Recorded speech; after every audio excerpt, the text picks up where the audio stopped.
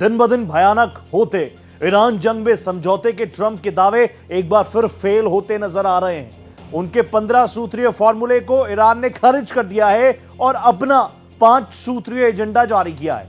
लेकिन ट्रंप है कि मानते नहीं। उन्होंने ईरान और उसकी ताकत का मजाक उड़ाना शुरू कर दिया। उन्होंने कहा उनके पास ईरान का सुप्रीम लीडर बनने का प्रस्ताव आया। उनके बड़बोलेपन से उनके इरादे का भी पता चलता है। इससे अंदाजा हो रहा है कि अमेरिका अंदरखाने और भयानक जंग की तैयारियों में है।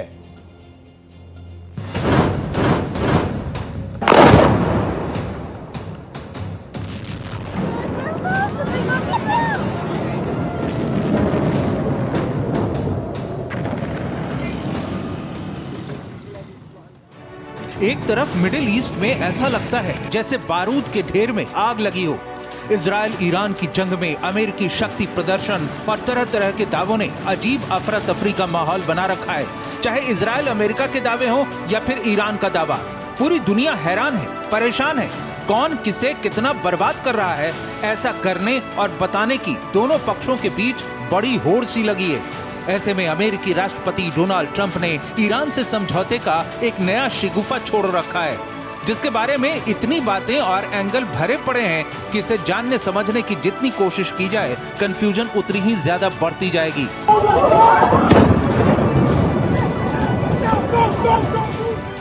वैसे तो अमेरिकी राष्ट्रपति डोनाल्ड ट्रंप के हर रोज बदलते बयानों और उनके बड़बोलेपन से दुनिया हैरान है। हर दिन ईरान तबाह हो गया और हम जीत गए के वो अलग अलग मुहावरे गढ़ते रहते हैं। लेकिन जंग के 27वें दिन ट्रंप ने एक ऐसा बयान दिया है जिससे पूरी दुनिया हक्की बक्की रह गई। एक रिपब्लिकन फंड रेजर कार्यक्रम में ट्रंप ने दावा कर दिया कि युद्ध से पस्त हो चुका ईरान इतना मजबूर हो चुका है कि वहां के नेतृत्व ने उन्हें देश का अगला सुप्रीम लीडर बनाने का प्रस्ताव तक दे दिया था।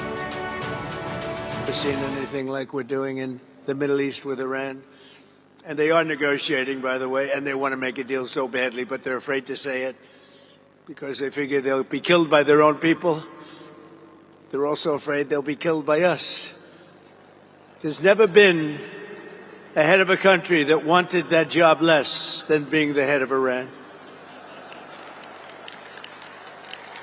I don't want it. We listen to some of the things they say. We hear them very clearly. They say, I don't want it. We'd like to make you the next supreme leader. No, thank you. I don't want it. But I want to express my gratitude to the tremendous.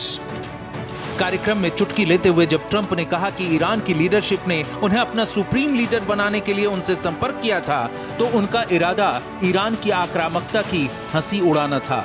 माना कि Trump एक तरफ operation epic fury के जरिए Iran पर लगातार भीषण प्रहार कर रहे हैं, वहीं दूसरी तरफ अजीबोगरीब बयान देकर ईरान और उसके सुप्रीम लीडर का मजाक उड़ाने में भी पीछे नहीं।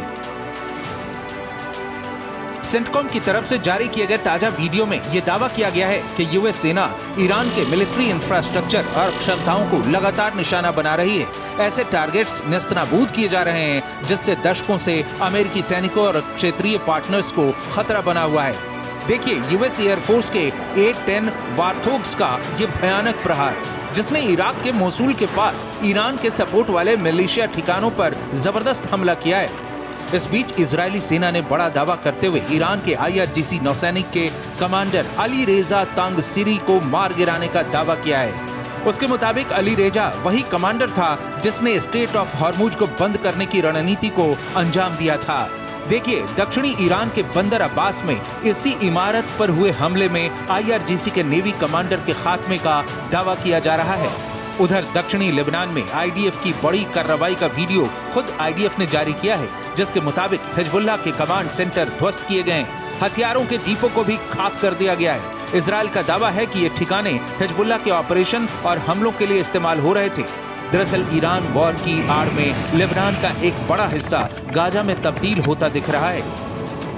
ईरान पर ऐसे ताबड़तोड़ हमलों के बीच व्हाइट हाउस ने बड़ा दावा करते हुए ट्रंप की बातों को आगे बढ़ाया है। जब ट्रंप से पूछा गया था कि ईरान के साथ उनके ताजा 15 सूत्री समझौते के लिए आखिर वो किससे बात कर रहे हैं, तो ट्रंप ने कहा था कि ईरान में लीडरशिप बदल गई है। अब व्हाइट हाउस की प्रेस सेक्रेटरी कैरोलिना लेविट ने समझौते वाले सवाल पर कहा है कि फिलहाल ईरान में किसी नए नेता की कोई विश्वसनीय जानकारी सामने नहीं आई है। The leadership their has entire leadership has been killed, and nobody has really seen or legitimately heard from this alleged new leader. So, wouldn't you say there's been a change in the regime? There's been a change in leadership. I mean, do you There's been a feel change as in though the regime leadership, which is what the president said. So, thank you for confirming he was right. हालांकि ईरानी हमले America के ऐसे दावों की बखिया उधेड़ रहे हैं। Iran ने operation true promise 4 के तहत बैलिस्टिक मिसाइल हमले की 82वीं वेव लॉन्च की है और उसके बयान के मुताबिक उसके टारगेट पर इजराइल के military command and control centre और न्यूक्लियर इंफ्रास्ट्रक्चर से जुड़े इंडस्ट्रीज शामिल हैं। ईरान का दावा है कि उसने चाबहार के ऊपर एक एयर डिफेंस सिस्टम का इस्तेमाल करते हुए यूएस F/A-18 सुपर हॉर्नेट को मार गिराया है। IRGC की तरफ से इससे जुड़ा एक वीडियो भी जारी किया गया है। ईरान ने कहा है कि उसने अमेरिका का जहाज चाबहार के पास मार गिराया है। हालांकि अमेरिका ने ईरान के दावे को खारिज किया है। در ادامه موج 79 عملیات وعده صادق 4 توسط نیروی قهرمان هوافضا و نیروی جان برکف دریایی سپاه پاسداران انقلاب اسلامی با رمز مبارک یا رازق الطفل الصغیر ایلات ایستگاه‌های دریافت ماهواره‌ای مرتبط با ارتش رژیم صهیونیستی इतना ही नहीं, सेंट्रल इजराइल पर ईरान के नए मिसाइल लॉन्च के बाद कफर कासिम में कई लोग घायल बताए जा रहे हैं। कफर कासिम में क्लस्टर म्यूनिशन स्ट्राइक का खतरनाक वीडियो सामने आया है, जिसमें ईरान के बैलिस्टिक मिसाइल हमले के दौरान क्लस्टर म्यूनिशन का एक हिस्सा कफर कासिम में गिरा। धमाके के पास खड़ी गाड़ियां पलट गईं, लोग सायरन के बीच भागते हुए नजर आए। साथ ही ईरान के खार्ग द्वीप पर हमले के लिए अमेरिकी मरीन और मिलिट्री को उतारने वाली खबरों पर रिएक्ट करते हुए ईरानी सेना ने अमेरिका को ललकारते हुए अपनी शक्ति प्रदर्शन का वीडियो जारी किया है, जिसमें कहा गया है कि फिलिस्तीनी, लेबनानी, इराकी और यमनी लड़ाकों ने जमीनी युद्ध में हाई प्रोफेशनल लेवल की महारत यहीं से हासिल की है। अब अमेरिका जमीनी युद्ध के एक सच्चे उस्ताद का सामना करने वाला है। जाहिर है, ईरान का ऐसा आक्रामक अंदाज कहीं से भी अमेरिका के 15 सूत्री समझौते पर आगे बढ़ने जैसा नहीं लगता। मीडिया रिपोर्ट्स के माने तो ईरान ने ट्रंप के इस 15 सूत्री सीज फायर प्रस्ताव को आधिकारिक तौर पर खारिज कर दिया है। ईरान ने इसे अत्यधिक और अनुचित करार दिया है। इससे पहले अमेरिकी 15 सूत्री फॉर्मूले के जवाब में ईरान की तरफ से जवाबी 5 शर्तें दी गई थी, जिनके मुताबिक होर्मुज स्ट्रेट समुद्री मार्ग पर ईरान के पूर्ण अधिकार को मान्यता दी जाए, अमेरिका और इजराइल के हमलों के लिए ईरान को भारी मुआवजा दिया जाए, ईरान पर लगे सभी आर्थिक और सैन्य प्रतिबंध पूरी तरह हटाए जाएं, क्षेत्र में सक्रिय ईरान समर्थित समूहों जैसे हिजबुल्लाह और हूती पर हमले तुरंत बंद हों और खाड़ी देशों से अमेरिकी वापसी हो, यानी खाड़ी क्षेत्र में स्थित अमेरिकी सैन्य ठिकानों को बंद किया जाए। مورد استفاده علیه ایران قرار نخواهد گرفت، ولی مورد استفاده قرار گرفت. سرویس هایی داده شد، خدماتی به نیروهای آمریکایی داده شد. एक तरफ ईरान ने अमेरिकी प्रस्ताव को अत्यधिक और अनुचित बताते हुए उसे खारिज किया है और ललकारते हुए कहा है कि युद्ध उनकी अपनी शर्तों और समय सीमा पर ही समाप्त होगा, लेकिन दूसरी तरफ अमेरिका अब भी ईरानी शासन में ऐसे शख्स को बिठाने पर आमादा है जो अमेरिका का खास हो। As I've said repeatedly, I think the president obviously believes the United States wants to have someone in leadership position in the Iranian regime that will be much more favorable, that will be willing to work with the United States, that will no longer chant death to America. These would obviously be good common sense things for the United States and for our allies. I think that's what the president meant when he spoke.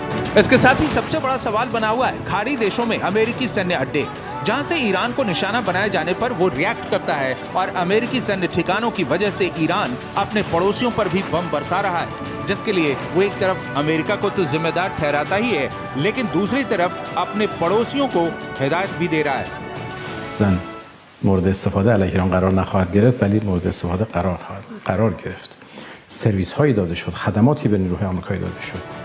Trump की तरफ से बातचीत की, समझौते की ये दूसरी पहल भी फेल हो चुकी है, लेकिन अब भी उनकी ऐसी मंशा को लेकर अटकलें जारी हैं। पहले ऐसे विश्लेषण को मानने वाले ज्यादा थे कि बातचीत की चर्चा में इस बात का संकेत है कि अमेरिकी राष्ट्रपति इस युद्ध से बाहर निकलने का रास्ता ढूंढ रहे हैं, लेकिन अमेरिका पहले भी बातचीत का इस्तेमाल सैन्य कार्रवाई बढ़ाने के लिए एक आड़ के तौर पर करता रहा है और अभी कुछ खबरें ऐसी भी हैं कि हजारों अमेरिकी मरीन सैनिकों को मिडिल ईस्ट भेजा जा रहा है, जिससे जंग के और भड़कने की आशंकाएं तेज हो गई हैं। Bureau report, Bharat express.